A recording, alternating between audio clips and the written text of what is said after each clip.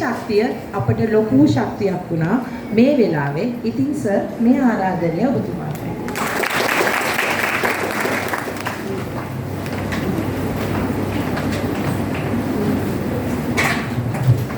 සුබ උදෑසන ප්‍රාර්ථනා කරනවා සියලු දෙනාටම.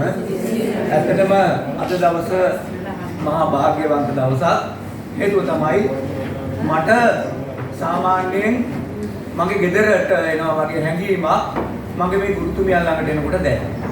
ඒ නිසා මම සන්තෝෂ වෙනවා මේ වැඩසටහන ප්‍රථමයෙන්ම උතුරු මැද පළාතේ කිරීම සම්බන්ධව.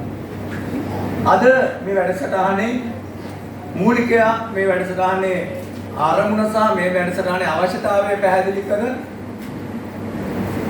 මුල් ළමාගේ රැකවරණය හා සංවර්ධනය පිළිබඳ දකුණු ආසියා අන්තර්ජාතික සංවිධානයේ සභාපති ජනක කමල්ගොඩ මැතිතුමා මේ වන විටත් හෙට ඉඳන් ආරම්භ වෙන ඉන්දියානු විශ්වවිද්‍යාල සමග සිදු කරන පෙරපාසල් ගුරුතුමියන්ගේ ප්‍රවර්ධන වැඩසටහනේ කටයුතු සඳහා මේ වන විටත් එතුමා විදේශගත වෙලා ඉන්නේ. එතුමා නොහිටියත් මම එතුමාට විශේෂයෙන්ම අවසර පතනවා එතුමාගෙන් මේ සභාව ඇමති. ඒත් එක්කම මට පුර ළමාවි අධ්‍යාපන සම්වර්ධන අධිකාරිය කළමනාකාර අධ්‍යක්ෂකවරයා අවශ්‍ය කටයුතු කරලා මම යනකොට මම ප්‍රාර්ථනා කරන්නේ හැමදාම මේ පළාත් සභාවේ ආයතන කොටක මම හිටියා. ඉතින් මම ප්‍රාර්ථනා කරන්නේ කවදා හරි මට ආයෙ මේ ආයතනට එන්න පුළුවන් නම් කියන හැඟීමෙන් තමයි මම ගියේ. එපා වෙලා නේ.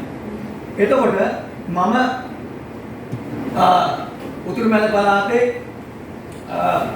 විශේෂයෙන්ම ජාගෘතකරණ ඒජන්සියේ අවුරුදු ගාණක් හිටියා. මාර්ගස්ථ ප්‍රධානාධිකාරී අවුරුදු ගාණක් හිටියා.